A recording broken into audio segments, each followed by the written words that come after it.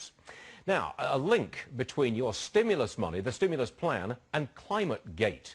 The National Center for Public Policy Research says that Penn State University professor Michael Mann received more than $500,000 in federal stimulus money.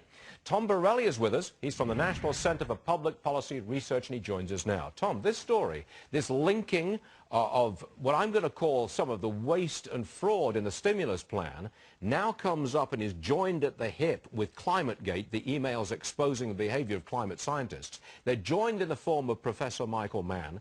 You got this story last week. I put it to you, there's been no impact. Zero.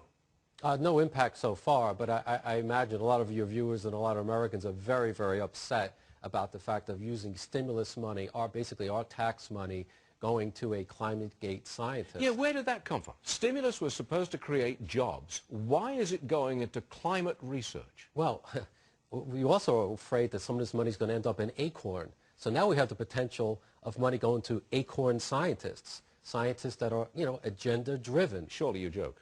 Well, Acorn scientists? Well, that's kind of a little soundbite, but...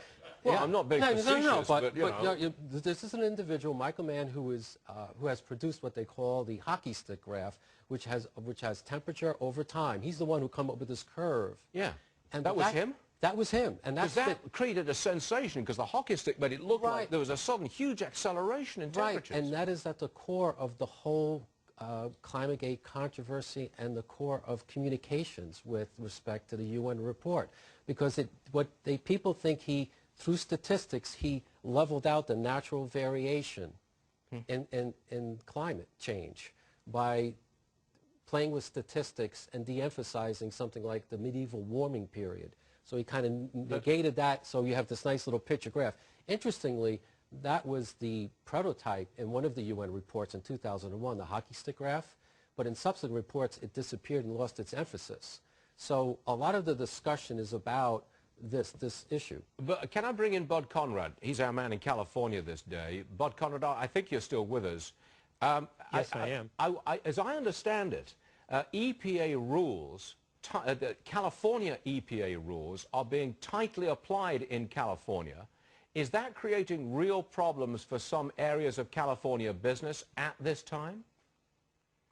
It does cause problems because environmental reports take extra effort and in some sense creates business in the cottage industry of supporting those analysis and those studies.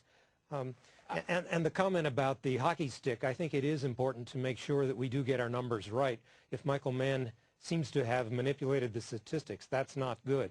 Can I just comment that one nice thing is that we've improved our air quality here in California. But I took a trip to China about 2 years ago. I don't think you can hear me, Bud. But now you can hear me. Okay, listen to this. As I understand it, the Port of Oakland insisted that trucks delivering anything to the port had to have a $23,000 converter on their smokestack, $23,000 per truck.